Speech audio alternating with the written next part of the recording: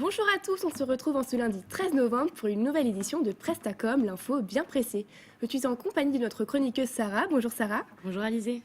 Au programme aujourd'hui, 2 mouvements qui luttent contre des problèmes féminins et masculins.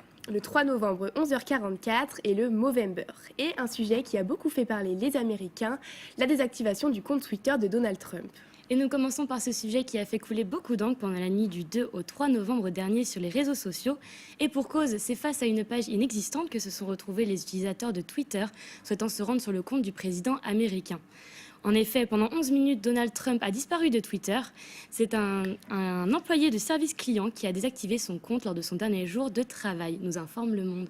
Alors si beaucoup qualifient cet employé de héros ayant réalisé le rêve de nombreux internautes, nous confie Le Point, Donald Trump a quant à lui réagi en clamant, je cite, « Mon compte Twitter a été désactivé pendant 11 minutes par un employé voyou. Je pense que les nouvelles sont enfin en train de se répandre et d'avoir un impact. » Alors en effet, un an après son élection, le réseau social est bel et bien devenu son outil de communication politique préféré, dont Donald Trump n'utilise pas toujours avec délicatesse.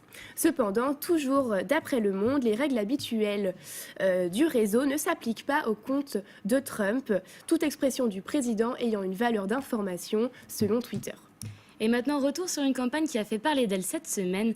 L'agence de publicité Madden Woman et la newsletter Les Glorieuses, toutes deux féministes, se sont associées pour lancer la nouvelle campagne hashtag 3 novembre 11h44.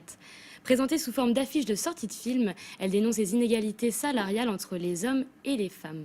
Alors en effet, selon le Huffington, on nous rappelle qu'une étude d'Eurostat nous dit que les femmes gagneraient environ 15,8% de moins que les hommes.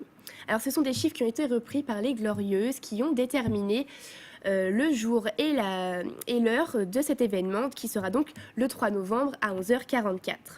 On peut également rappeler qu'à ce jour, les femmes travaillent bénévolement, soit sur presque de 40 jours ouvrés.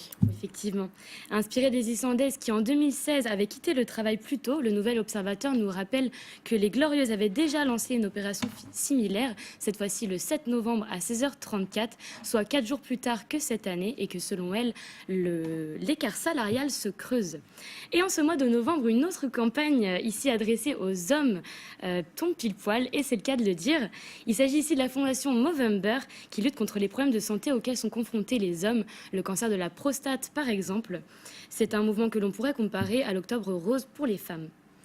Alors oui, donc selon le site internet du Movember, les hommes vivraient en moyenne 6 ans de moins que les femmes. Alors pour lutter contre ce problème, la fondation appelle les hommes à se laisser pousser la moustache durant tout le mois de novembre, pour ainsi créer une tendance sur les réseaux sociaux qui fera connaître la fondation Movember auprès du grand public et ainsi inciter à faire des dons. Effectivement, la fondation Movember est très présente sur les réseaux sociaux. Elle compte plus de 73 000 abonnés sur Facebook, 93 000 sur Instagram et 3 500 sur Twitter. Selon le site Influence, les médias jouent un rôle très important en ce qui concerne l'augmentation des dons. Alors ne vous étonnez pas si votre actualité est inondée de photos d'hommes moustachus. Merci à tous et rendez-vous lundi prochain pour une nouvelle édition de Prestacom.